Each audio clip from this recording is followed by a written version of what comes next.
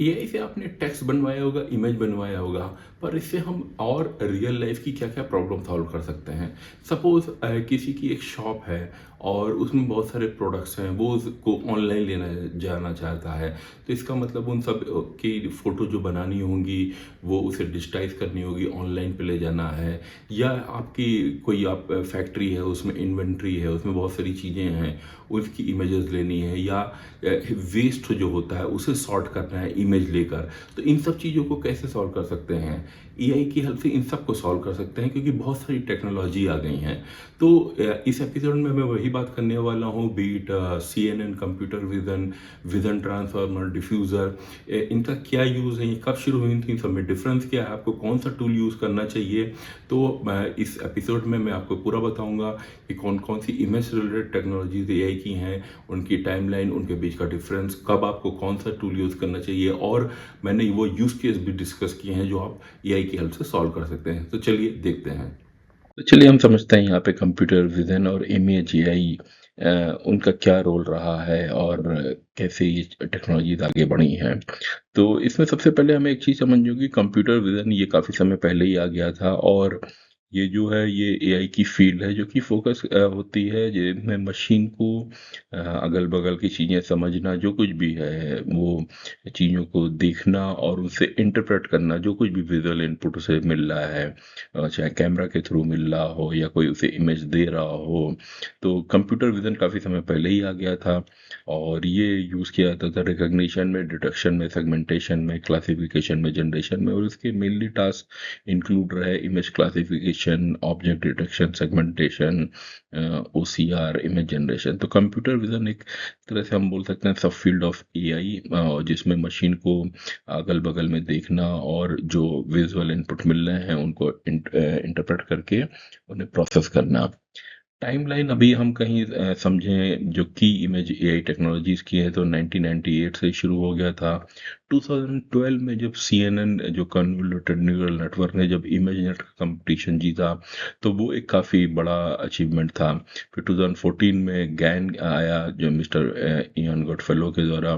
2020 में vision transformer आया जिसमें ट्रांसफार्मर मॉडल को इमेजेस के ऊपर लगाकर जनरेट किया गया, वो एक बड़ा ब्रेक थ्रू था। फिर 2022 ऑनवर्ड्स डिफ्यूजन मॉडल और डेली स्टेबल डिफ्यूजन ये सब आने लगे। तो अब ये इन टेक्नोलॉजीज को हम क्विकली समझने की कोशिश करेंगे। सीएनएन कन्वोल्यूशन नेटवर्क, इसमें क्या करते हैं कि ये जो है it's a part of deep learning, और ये फिल्टर लगा के वो फीचर एक्सट्रैक्ट करता है एजेस का, पैटर्न का। तो it's good for classification, detection, segmentation.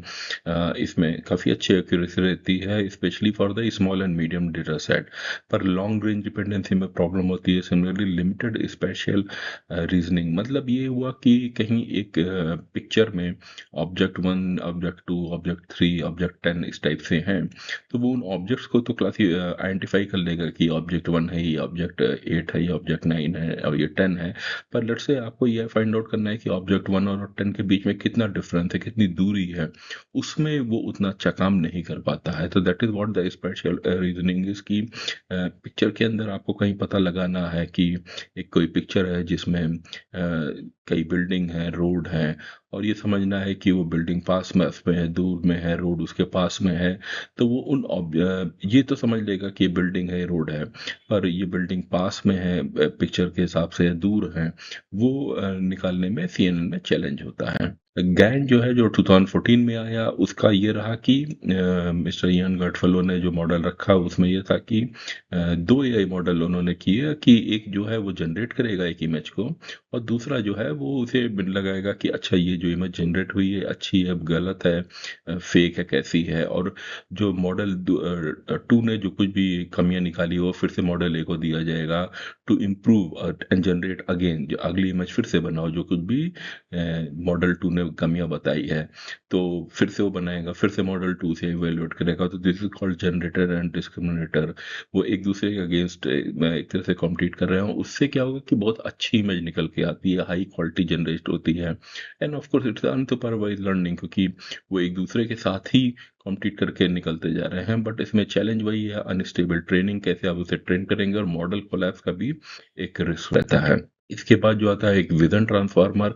Transformer model जो आया और जिसने सेल्फ अटेंशन जो लाया है, वही चीज़ अभी पिक्चर्स में भी, इमेजेस में भी लगाई गई। तो ये ट्रीट करता है इमेजेस को as a sequence of patches, और उसमें सेल्फ अटेंशन मॉडल से जो, जैसे हमने बात की कि एक पिक्चर में कहीं 10 ऑब्जेक्ट्स हैं, ऑब्जेक्ट 1 to 10, तो सेल्फ अटेंशन के थ्रू पता लगाने की कोशिश करते हैं कि ऑब्जेक्ट 1 से ऑब्जेक्ट 5 की कितनी दूरी है, ऑब्जेक्ट 5 से 10 की कितनी दूरी है, ऑब्जेक्ट 1 से 10 की कितनी दूरी है। तो उसके लिए काफ़ी अच्छा होता है। तो इसी कारण इसके स्केलेबिलिटी का अच्छी है।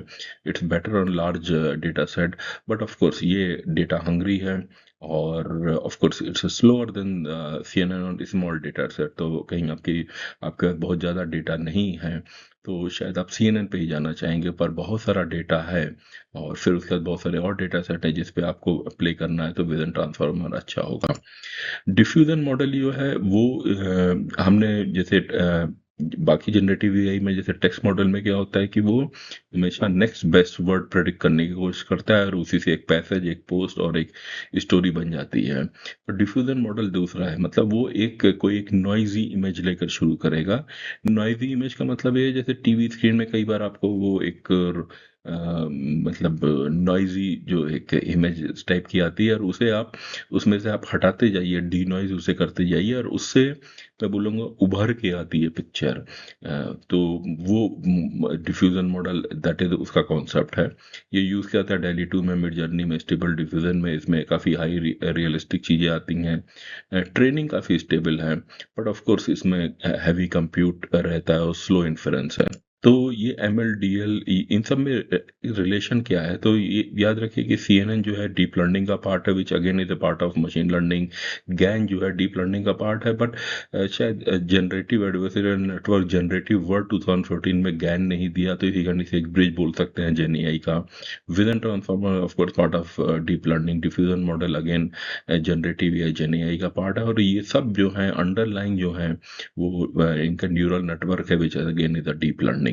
कहीं हम कड़ी में आगे बढ़े हैं तो देखेंगे कि CNN जो है वो फीचर एक्सट्रैक्शन और क्लासिफिकेशन के लिए काफ़ी अच्छा है। विजन ट्रांसफॉर्मर क्या है, वो ट्रांसफॉर्मर बेस्ड विजन मॉडल है। गैन जो है वो इमेज जनरेशन के लिए है। Again all these are building block of vision AI, और वो हर कोई अपने एरिया में एक अच्छा काम कर रहा है। इसी में कहीं हम आगे बढ़े हैं तो योलो V8 हम देखेंगे, जो कि बेस्ड है CNN के ऊपर, और real time you look only once, मतलब योलो का वो फॉर्म है। रियल टाइम ऑब्जेक्ट डिटेक्शन के लिए सैम जो है वो मेटा से सेगमेंट एनी मॉडल वो है, और ये विजन ट्रांसफॉर्मर का बेस्ड है, और इमेज सेगमेंटेशन के लिए काफ़ी अच्छा होता है। तो पैडल OCR जो है वो CNN प्लस NLP नो, क्योंकि फिर वो जो कुछ भी इमेजेस है उसमें कुछ टेक्स्ट लिखा है तो वो उसे निकाल लेता है।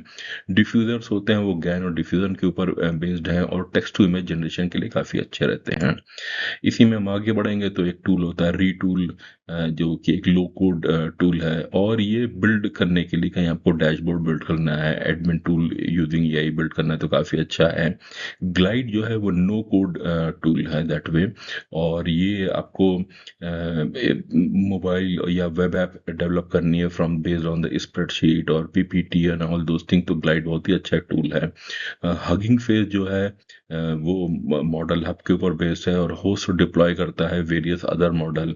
तो दीज टूल्स, ये चीज़ें हेल्प करती हैं आपको know apply those model without doing any deep coding, क्योंकि जैसे बोला कि रीटूल जो है लो कोड है, ग्लाइड जो है नो कोड है। तो इन सब से अभी बाकी लोग जिनको टेक्निकल बैकग्राउंड नहीं है उतना, जो कोडिंग नहीं कर रहे हैं, पर वो भी अभी एक बहुत ही अच्छी सी ऐप बना सकते हैं, और पिक्चर बेस्ड चीज़ें इधर पे ला सकते हैं। तो इसके अलावा कुछ और भी टूल्स हम देख लेते हैं, जैसे पाइटॉर्च है, जो कि मेटा ने निकाली। ये डायनेमिक और ईगर एग्जीक्यूशन के लिए बोला जाता है। तो it's like a torch model return in Python. ये पॉपुलर है काफ़ी रिसर्च और एकेडमिक यूज़ के लिए। तो ये भी यूज़ की जाती है न्यूरल नेटवर्क में, इमेज क्लासिफिकेशन में, NLP टास्क के लिए। इसके अलावा टेंसर फ्लो है, जो कि गूगल ब्रेन ने लाया। ये ओरिजिनली तो मैं बोलूँगा थोड़ा स्टैटिक था, पर अभी काफ़ी डायनेमिक, स्पेशली टेंसरफ्लो 2.x ये काफ़ी पॉपुलर है प्रोडक्शन रेडी मॉडल के लिए। और इसका टीएफ लाइट मॉडल भी है जो कि मोबाइल पर डिप्लॉय कर सकते हैं, टाइम सीरीज डेटा के लिए अच्छा होता है, और एमएल पाइपलाइन स्केल के लिए काफ़ी अच्छा हो जाता है।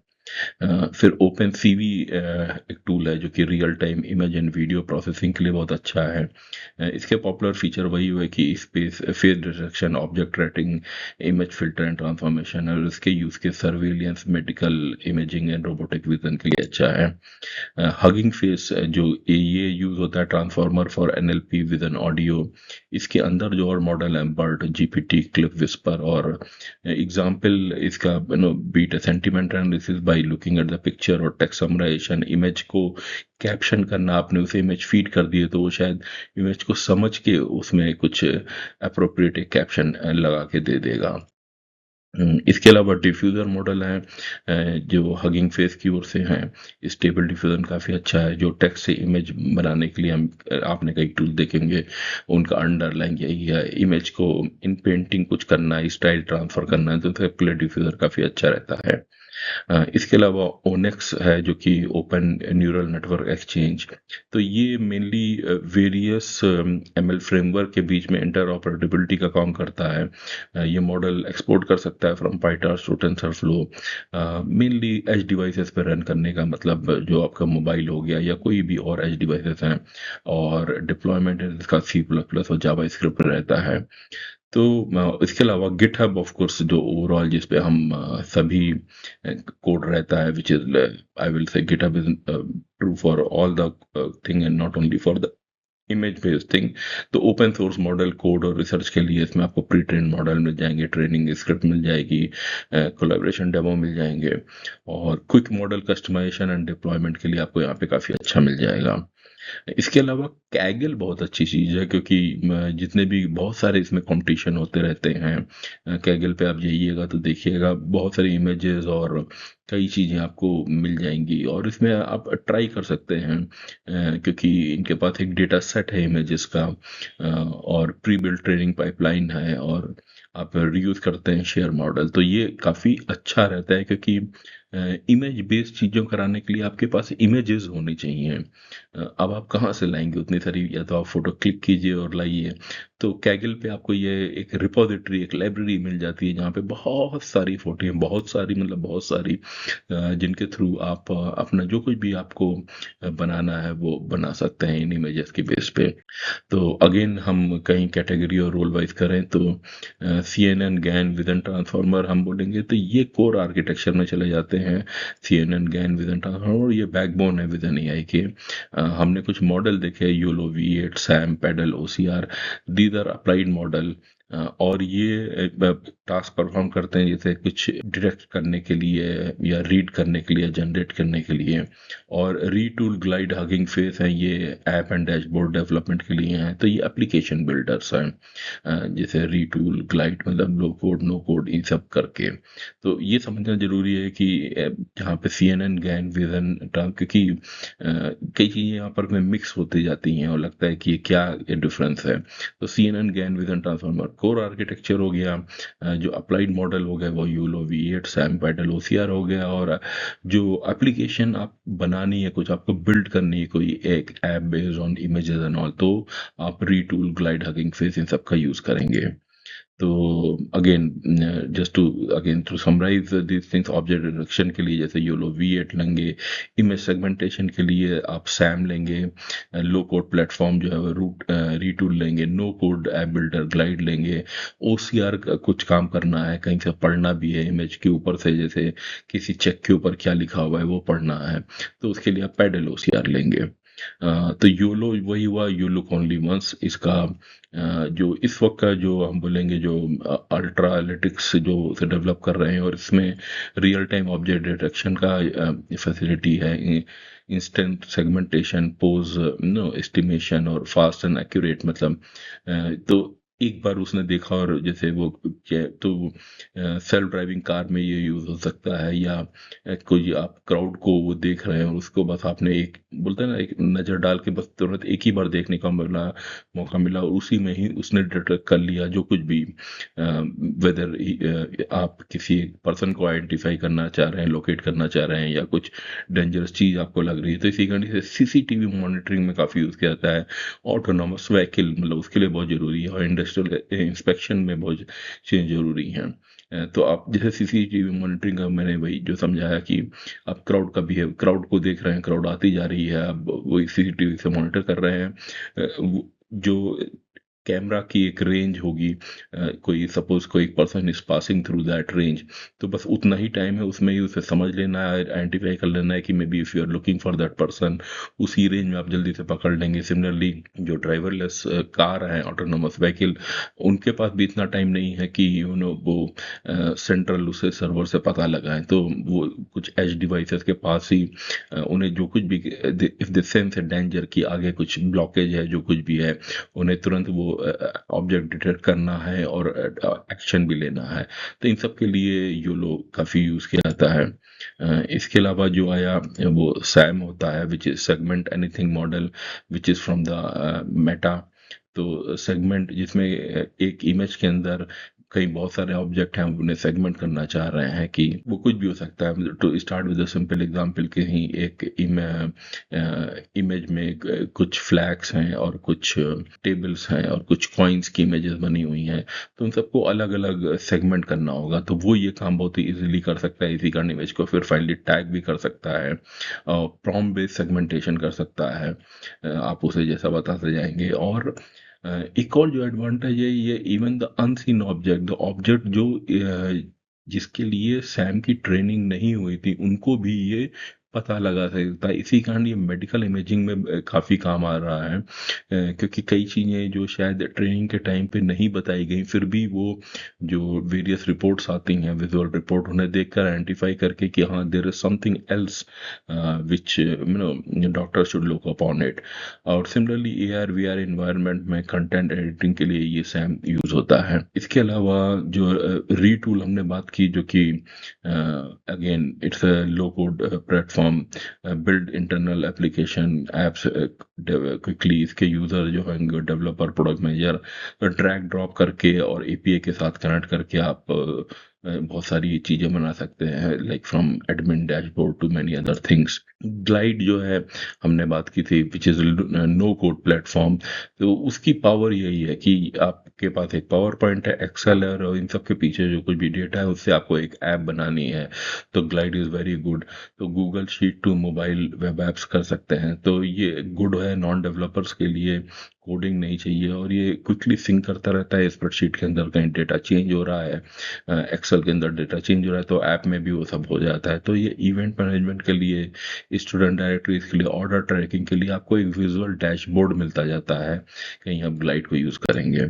Pedal OCR of course is good for optical character recognition के लिए, जैसे चेक के ऊपर कुछ लिखा है, या आपके पास कुछ डॉक्टर्स ने कुछ लिखा हुआ है, जो कुछ भी उन्होंने लिख के दिया, आपके पास उसकी इमेज आ गई है, तो डिटेक्ट कर सकता है कि ये इस डॉक्टर का ये प्रिस्क्रिप्शन नोट था और उसमें उसने ये चीज़ें लिखी हुई थी। बहुत सारी लैंग्वेज सपोर्ट करता है ये, इंक्लूडिंग हिंदी। और मतलब वही जो इनवॉइस एंड रिसिप्ट जो वेरियस प्लेसेस से आती रहती हैं, उनकी आपने बस इमेज भेज दी इनवॉइस और रिसिप्ट को, उसे स्कैन करके निकाल सकता है। वेरियस डॉक्यूमेंट्स को डिजिटाइज कर सकता है जो अभी डिजिटल नहीं हुए हैं, या साइन बोर्ड्स कहीं पे लगे हुए हैं तो उन्हें पढ़ के देख कर वो पढ़ सकता है। तो that is where Paddle OCR get use.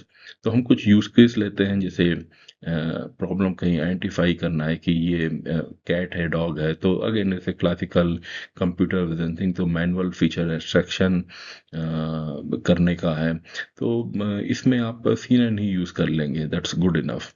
पर कहीं यहाँ पर काउंट करने का है, जैसे कि count car in this traffic free this one footage, और कहीं ये CCTV कैमरा से कहीं आप निकालना है, तो इसमें यूलो काफ़ी अच्छी चीज़ है, क्योंकि real time object detection with bonding boxes, तो वो क्विकली पता लगाता जाएगा कितनी कार कहीं किसी रोड पे जा रही हैं या आपको बस एक फुटेज मिला है उसमें जल्दी से उसे बताने का है, तो that is where YOLO will help you.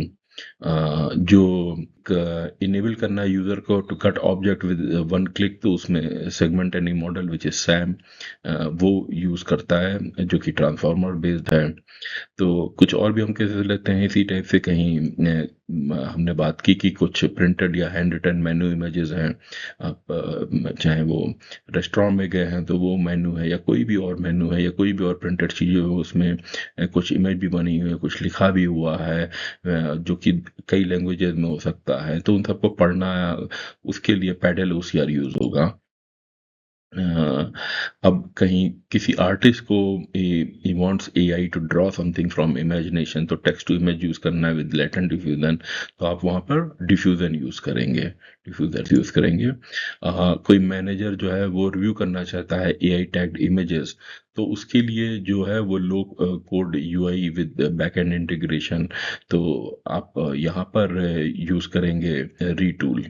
और इसी टाइप से जो कहीं आपको इमेजेस कर बिल्ड करनी है विद मोबाइल ऐप फास्ट, जैसे मैंने बोला, और ये नो कोड वाला आपको करने का है, तो ग्लाइड एंड हगिंग फेस के साथ आप वो करेंगे। तो अगेन क्विकली हम समझते हैं कॉस्ट ऑफ, क्योंकि इन सबको रन करने का कॉस्ट भी होता है, तो CNN इन्फ्लुएंस का कॉस्ट थोड़ा कम रहता है, मोबाइल पे भी रन सकते हैं। गैन की ट्रेनिंग मॉडरेट टू हाई होती है। वीआईटी में जो विजन ट्रांसफार्मर, उसमें इन्फ्लुएंस के लिए जीपीयू रिकमेंड होगा। डिफ्यूजन भी बहुत ही हाई होता है। टिपिकल कॉस्ट रेंज करती है $0.01 to $1 पर इमेज जनरेशन। तो ग्लोबल प्लेयर्स इसमें कौन कौन से हैं, जैसे गूगल डीप माइंड हो गया जिसका विजन ट्रांसफार्मर इमेजिन है, और मेटा है segment anything, Dino, open AI का क्लिप डेली है, एडोबी फायरफ्लाई है, एनवीडिया का विजन एसडीके, क्लारा है, माइक्रोसॉफ्ट का एज्योर सीवी एपीआई है। तो कहीं हम बिजनेस यूज केस लें तो कई बिजनेस यूज केस बनते आते हैं, क्योंकि आपको जो कुछ भी केस है जहाँ पर आपको इमेज देख कर और वहाँ से उसे डिजिटाइज करना है, उसके बेसिस पे प्रोसेसिंग करनी है और कुछ और मीनिंग निकालनी है, लाइक प्रोटोकॉल कैटलॉग बनाना है, किसी एक शॉप में बहुत सारी चीज़ें हैं जो सामान रखा है, आपके इमेज खींच के उसके लिए कर सकते हैं। इन्वेंट्री का डिटेक्ट कर सकते हैं कुछ प्रॉब्लम हुई कि नहीं, इमेज बेस्ड डिटेक्शन कर सकते हैं मैन्युफैक्चरिंग में, और वेस्ट क्लासिफिकेशन के लिए virtual try on retail AR VR में विद एन एआई के साथ। हार्डवेयर इनमें मतलब ऑफ कोर्स वेरी करता रहता है, तो GPU RTX 3060 plus E100 for Gen AI, camera image sensory. Software में आपको पाइटार्स, टेंसरफ्लो, ओपनसीवी, और फिर Hugging Face diffuser and ONNX for deployment, और आपको प्री ट्रेन मॉडल गिटहब या कैगल से लेने होंगे।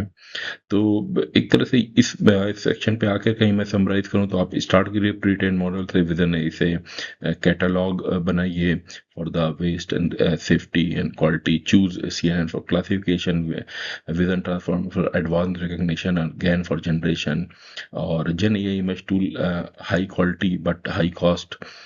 तो cloud vision API is also affordable for small medium business person के लिए। कहीं हम इसका एक फ्लो देखें तो यही होगा कि आपने इमेज का इनपुट लिया, उसको प्री प्रोसेसिंग किया, फीचर एक्सट्रैक्ट किया, फिर आप अकॉर्डिंगली जैसे हमने भी डिस्कस किया, तो CNN, गैन, विजन ट्रांसफार्मर ये सब लगाकर और फिर उसका आउटपुट निकालेंगे।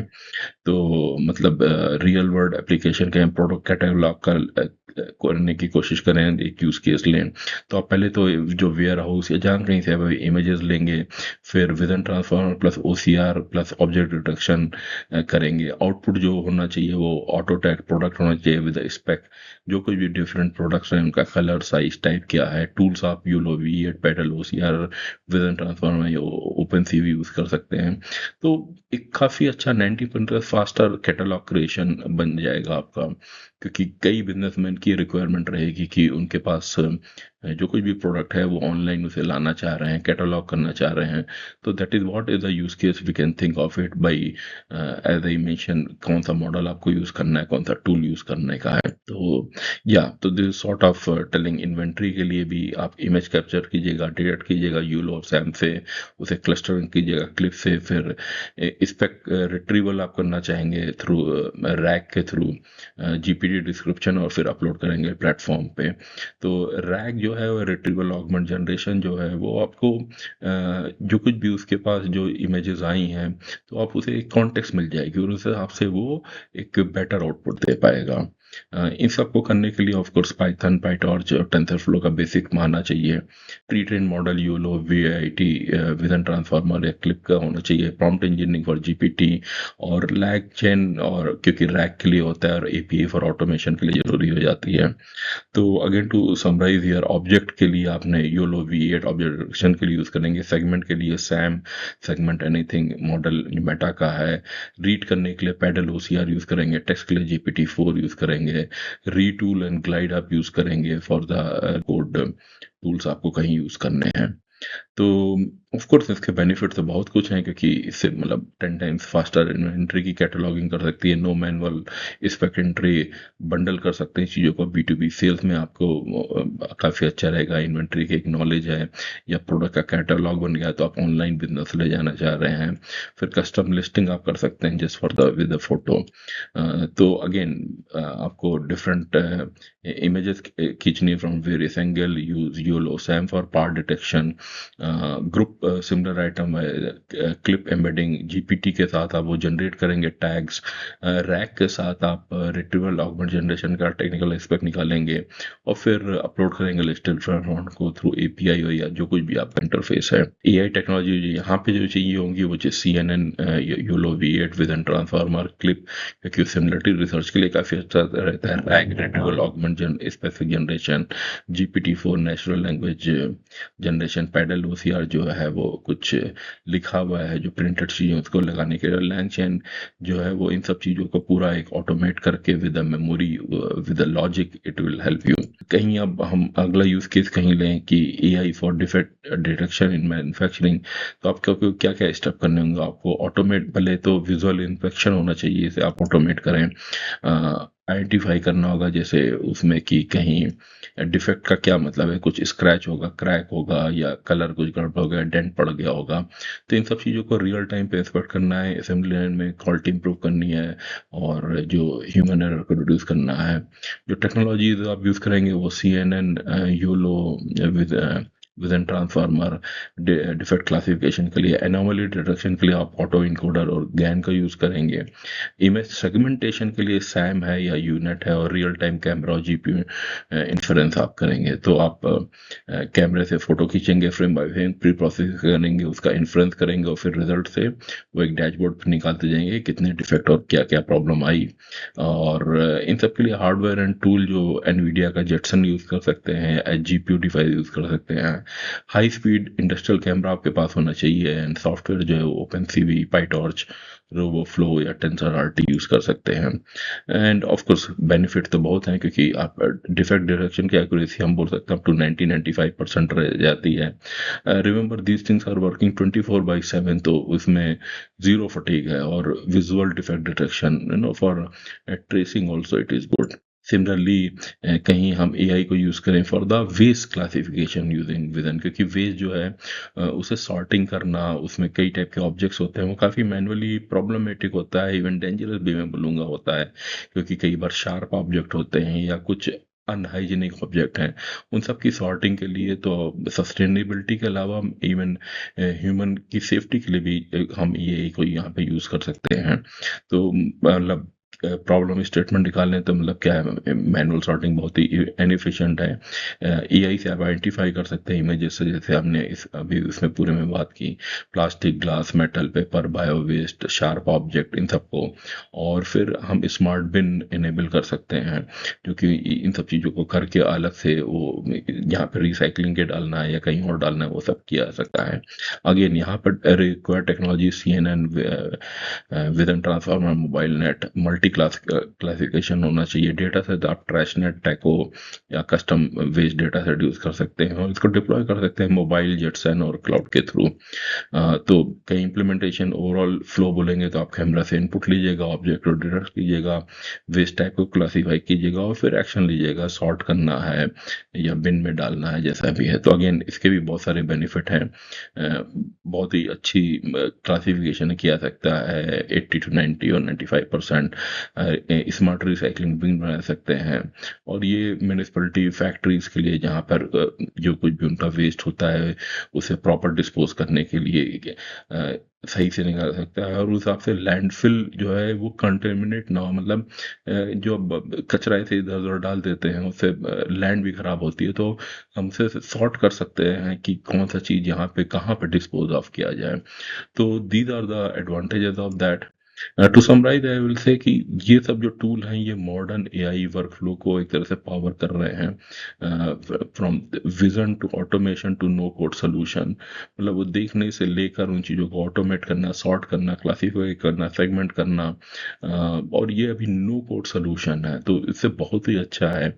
तो I think we have to keep on learning and keep on experimenting on all those things. इससे आपको समझ में आ गया होगा कि आप कैसे real life challenges, business cases ऐसे सॉल्व कर सकते हैं, या शायद आप अपना एक स्टार्टअप भी शुरू कर सकते हैं इन आइडियाज़ के साथ with the help of AI. And बहुत सारी चीज़ें जो आप लोगों के लिए with the help of images उनको प्रोसेसिंग करके उनके लिए एक वेरियस मीनिंग निकाल सकते हैं। शायद किसी को अपना बिजनेस ऑनलाइन ले जाना है, इन्वेंट्री मैनेजमेंट है, या डिफेक्ट निकालना है मैन्युफैक्चरिंग के टाइम में, तो केवल पिक्चर देखकर कैसे एआई आपको हेल्प कर सकता है इन सब चीज़ों को करने को, या वेस्ट डिस्पोजल के लिए। तो ये सब आपको इसमें समझ में आया होगा। कमेंट सेक्शन में बताइए आप कैसे इसको यूज़ करने वाले हैं, कौन से टूल आपके हिसाब से आपको अच्छे लगे हैं। और ये एपिसोड अच्छा लगा तो इसे लाइक कीजिए, शेयर कीजिए और मेरे चैनल को सब्सक्राइब कीजिए। Thank you.